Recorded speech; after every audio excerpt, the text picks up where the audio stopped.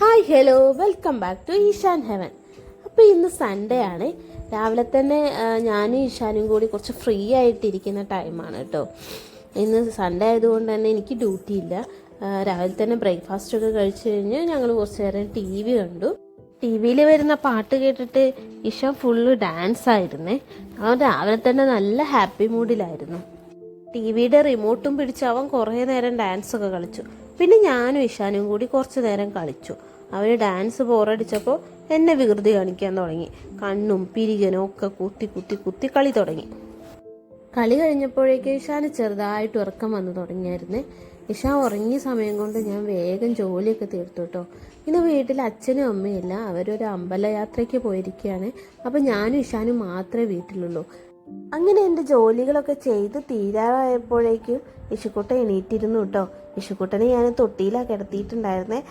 എണീറ്റപ്പോൾ തന്നെ ചിരിച്ച മുഖമൊക്കെ ആയിട്ടാട്ടോ എണീറ്റ് വരുന്നത്. പിന്നെ ഞങ്ങൾ ഉച്ചക്കത്തെ ഫുഡ് കഴിക്കാൻ തുടങ്ങി കേട്ടോ. ഇഷുക്കുട്ടന് ഞാൻ ചെറുപയറും ചോറും മുട്ടയും കൂടിയാണ് ഉച്ചയ്ക്ക് ഉണ്ടാക്കിയത്.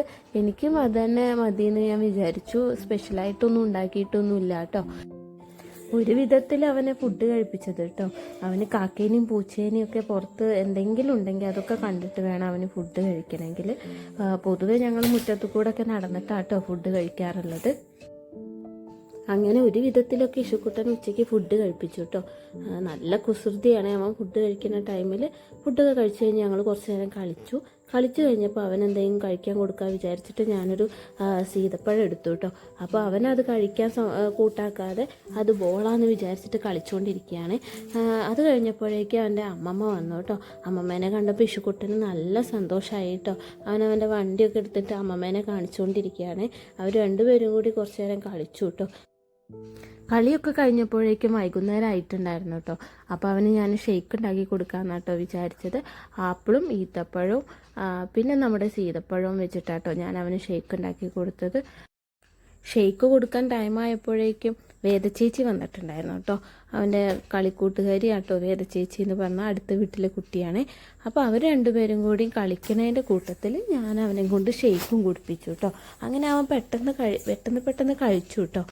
പിന്നെ കുറച്ച് നേരത്തേക്ക് അവർ രണ്ടുപേരുടെയും നല്ല കളിയായിരുന്നു കേട്ടോ. അവന് ഒളിച്ചുകളി നല്ല ഇഷ്ടമുള്ള കാര്യമാണ്. അപ്പോൾ അവർ രണ്ടുപേരും ഒളിച്ച് നിൽക്കും, ഞാൻ കണ്ടുപിടിക്കും. അങ്ങനെ കുറച്ച് നേരം ഞങ്ങൾ ആ കളി അങ്ങനെ കളിച്ചു കേട്ടോ. അതൊക്കെ കഴിഞ്ഞപ്പോഴേക്കും ഞങ്ങളുടെ ഷെയ്ക്കും കയ്യിലുള്ളത് തീർന്നു പോയതേ അറിഞ്ഞില്ല കേട്ടോ. പിന്നെ കുറച്ച് നേരത്തേക്ക് ചേച്ചിയും കുട്ടിയും കൂടി ആയിരുന്നു കേട്ടോ. അവരുടെ നടത്തവും എല്ലാം കൂടി കഴിഞ്ഞപ്പോഴത്തേന് എനിക്ക് വിശക്കാൻ തുടങ്ങി കേട്ടോ.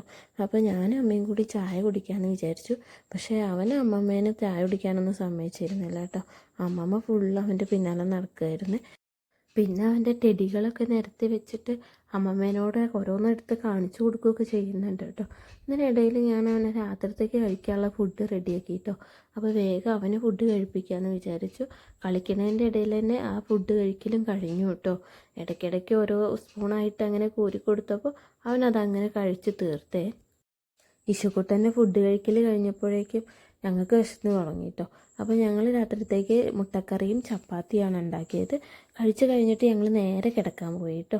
അപ്പോൾ വീഡിയോ ഇഷ്ടപ്പെട്ടാൽ ലൈക്ക് ചെയ്യാനും ഷെയർ ചെയ്യാനും സബ്സ്ക്രൈബ് ചെയ്യാനും മറക്കല്ലേ. ബായ്.